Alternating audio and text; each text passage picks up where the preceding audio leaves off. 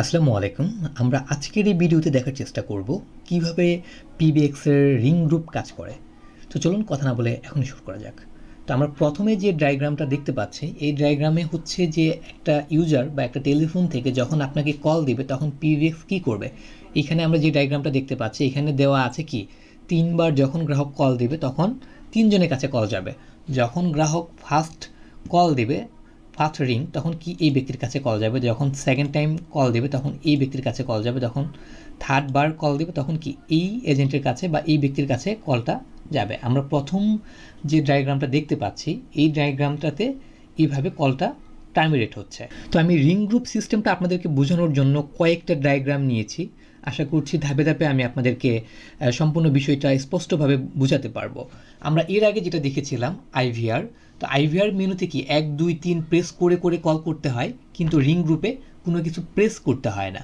Ring গ্রুপে যখন গ্রাহক কল দেবে তখন কি একটা ওয়েলকাম টিউন বাজবে। ওয়েলকাম টিউন বাজার সাথে সাথে কি নির্দিষ্ট ব্যক্তিগুলোর কাছে কল যাবে। তো কলগুলো কিভাবে যাবে সেই বিষয়গুলোই আমি আপনাদেরকে ডায়াগ্রামের মাধ্যমে দেখানোর চেষ্টা করব।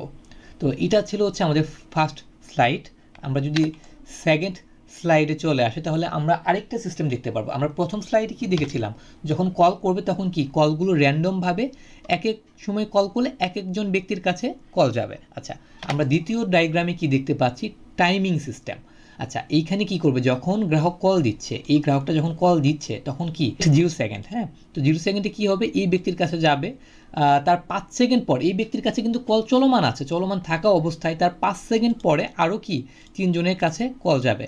আচ্ছা, আরেকটা অপশন আমরা এখানে দেখতে পাচ্ছি, তার 10 সেকেন্ড পরে এই ব্যক্তিগুলোর কাছে কল যাবে। অর্থাৎ কি আমরা প্রথমে দেখলাম সরাসরি কল চলে যাবে র্যান্ডমভাবে, এক একবার কল দিলে এক একজনের কাছে যাবে। দ্বিতীয়বার যে ডায়াগ্রামটা দেখলাম সেটা হচ্ছে কি যে সেকেন্ড ওয়াইজ কল যাবে রিং গ্রুপের মাধ্যমে। আচ্ছা, তাহলে আমরা তৃতীয় নাম্বার ডায়াগ্রামে চলে আসি। তৃতীয় নাম্বার যে ডায়াগ্রামটা আছে এইটা আর ফার্স্ট যে ডায়াগ্রামটা এটা কাছাকাছি।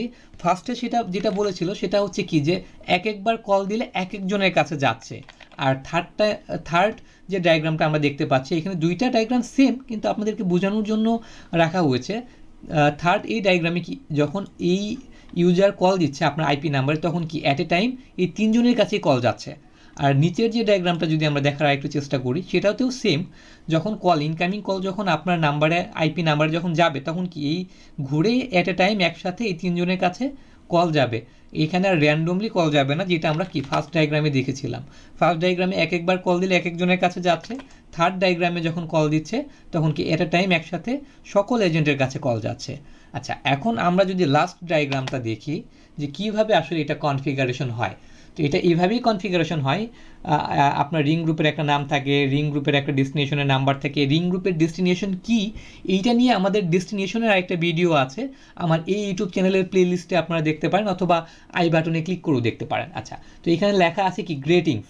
তো এই গ্রেটিংস থেকে আপনার একটা টিউন এখানে সেট থাকবে, এই টিউনটাই আপনার বাজবে। তারপর হচ্ছে কি ডেস্টিনেশনের যে আপনার এক্সটেনশনগুলো দেখতে পাচ্ছেন এই এক্সটেনশন অনুযায়ী এইভাবেই কলগুলো যাবে। এইখানে যে ডিলে যে লেখাটা দেখতে পাচ্ছেন এই ডিলে থেকেই হচ্ছে 5 সেকেন্ড বা 10 সেকেন্ড ডিলে করা হয়।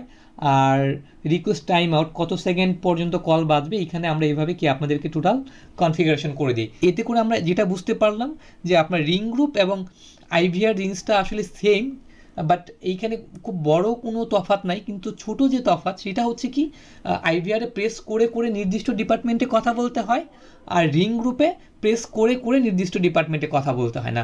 রিং গ্রুপে যখন কেউ কল দেয় তখন এট এ টাইম 10 জন 20 জন বা 5 জন বা 3 জনের কাছে এট এ টাইম কি কল একসাথে চলে যায়। আর আইভিআরে যেটা হয় যে যার সাথে কথা বলবে তত নাম্বার এক্সটেনশন বা তত নাম্বার প্রেস করে সেই ডিপার্টমেন্টে কথা বলতে হয়। তো এই ছিল আজকের মতো আমাদের ছোট একটা রিং গ্রুপের ভিডিও। দেখা হবে পরবর্তী নতুন কোনো ভিডিওতে। এরকম নতুন নতুন ভিডিও পেতে আমার এই ইউটিউব চ্যানেলটি সাবস্ক্রাইব করে রাখুন।